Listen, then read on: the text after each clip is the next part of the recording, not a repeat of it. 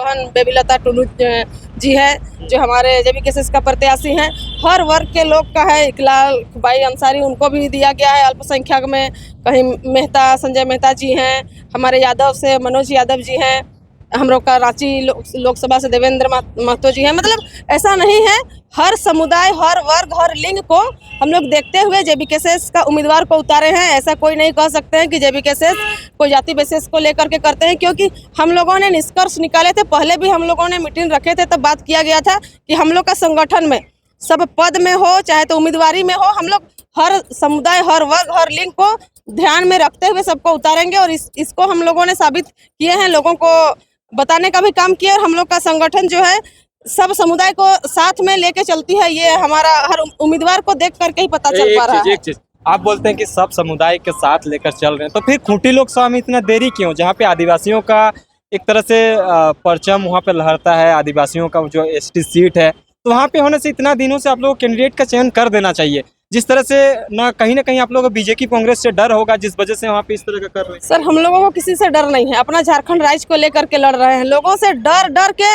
इतना दिन लोग जिए कि, लेकिन अब डर लोगों के अंदर डर से लड़ने का हिम्मत जुट गया है। इसीलिए 2-3 साल का आपको संघर्ष दिख रहा होगा कि इतना कम समय में राजनीतिक पार्टी आंदोलन किए, आंदोलन के बाद भी हमारा मांगों को रखे नहीं, तो डर लोगों के मन से खत्म हो गया है। हम लोगों को अपना नीति नियम खुद से बनाने को लेकर के विचार तय किए हैं। ये राजनीतिक पार्टी का गठन किया गया। राजनीतिक पार्टी लड़ने का विचार से आंदोलन नहीं किए थे कोई।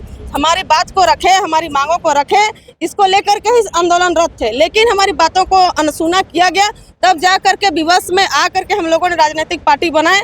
और उम्मीदवार हम लोग अभी 8 दिए हैं, और आने वाला समय में हम लोग का उम्मीदवार कुछ बढ़ेंगे। और देखिए, कुछ बात ये भी है, जैसे 14 लोकसभा सीट में हम लोगों ने अभी तक 14 लोकसभा सीट में उतारने का ऐसा बात हम लोग में नहीं आया है, क्योंकि हमारा पार्टी का फंडिंग कहीं से है नहीं। हम लोगों ने आपस से इकट्ठा करके हम लोग उसी से चुनाव लड़ रहे हैं।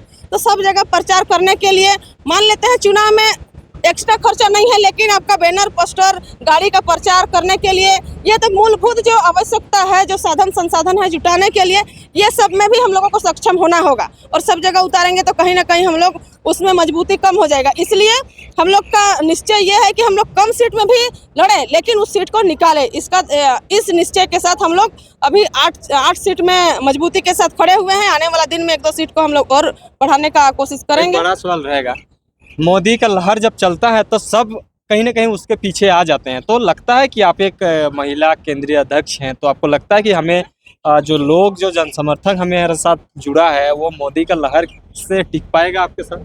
सर, जयराम के लहर के आगे मोदी का लहर नहीं है। आपको शायद बीच बीच में आता होगा, जैसे फोन कॉल में वो लोग कोई महिला का फोन आता है, आप क्या कमल फूल में इस बार बटन दबाएंगे, इस तरह से।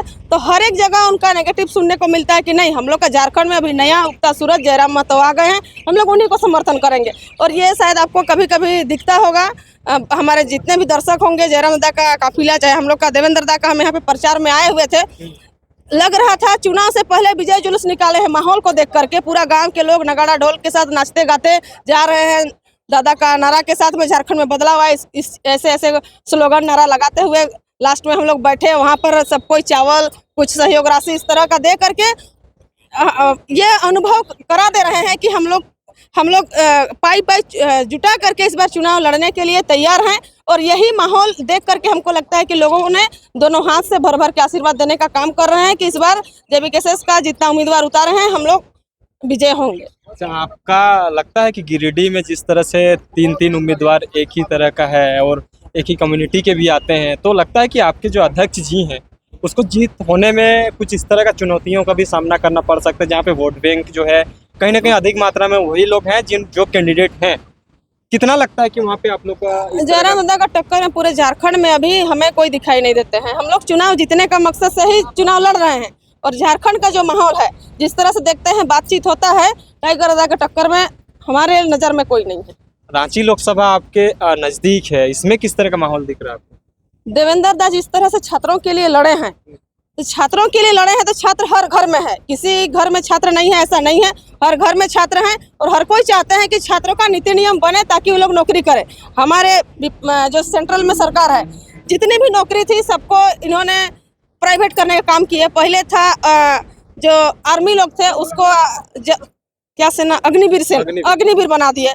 जो आपका कम उम्र में बनने का था उसको 4 साल 3 साल रख दे रहे हैं, उसके बाद पढ़ने लिखने का समय में 3-4 साल काम करने के बाद उसको छोड़ देना, ये कहाँ का न्याय है भाई। आने वाला दिन में कभी जलवीर बना देंगे, कभी पवनवीर, इस तरह से भी बना सकते हैं। और यही सब है। पहले रेलवे का कितना वैकेंसी निकलता था, आजकल रेलवे का सरकारी नौकरी का वैकेंसी नहीं है। तो हम लोगों का देवेंद्र दा जो है छात्रों को हित को लेकर के हमेशा से लड़े हैं। इनकी एक आवाज़ से पूरे झारखंड के बच्चे एक जगह एकजुट हो जाते हैं। और यही है रांची लोकसभा में हमको देखने को मिलती है। जब भी हम इनका प्रचार प्रसार में आते हैं, स्टूडेंट छात्र के साथ साथ उनके माता पिता, छोटे बच्चे सभी कोई दादा के साथ में रहते हैं।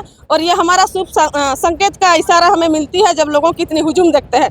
अभी के नेता इतना दिन तक कहीं पे नजर नहीं आए, अभी कहीं पे मेला हो रहा है, कहीं कार्यक्रम हो रहा है, तब उन लोग दिख रहे हैं। 4-5 साल कहीं दिखे नहीं। और हमारे देवेंद्र दा का शरीर में ना कुछ पानी है, ना कुछ खाने पीने का है, हमेशा कहीं ना कहीं आंदोलन में दिखते हैं। कभी राशन घोटाला में दिखते हैं, कभी पेपर लीक का घोटाला में। हमेशा जब से बिना पद न पावर में रहते हुए उन्होंने इतना काम किए। अगर सांसद बन जाते हैं तो हमारे झारखंड के लिए क्या नहीं करेंगे, ये जन जन तक जान चुके हैं। और देवेंद्र दा को समर्थन देने के लिए आज जिस तरह से हमारे यहाँ पे कार्यक्रम चल रहा था, हमारे रांची जिला के हर प्रखंड से आए हुए थे। हम लोग का तमाड़ प्रखंड भले रांची लोकसभा से नहीं आता है, लेकिन भी हम लोग का समर्थन इनके लिए रहेगा बोल के हमारे टीम यहाँ पे आई हुई थी।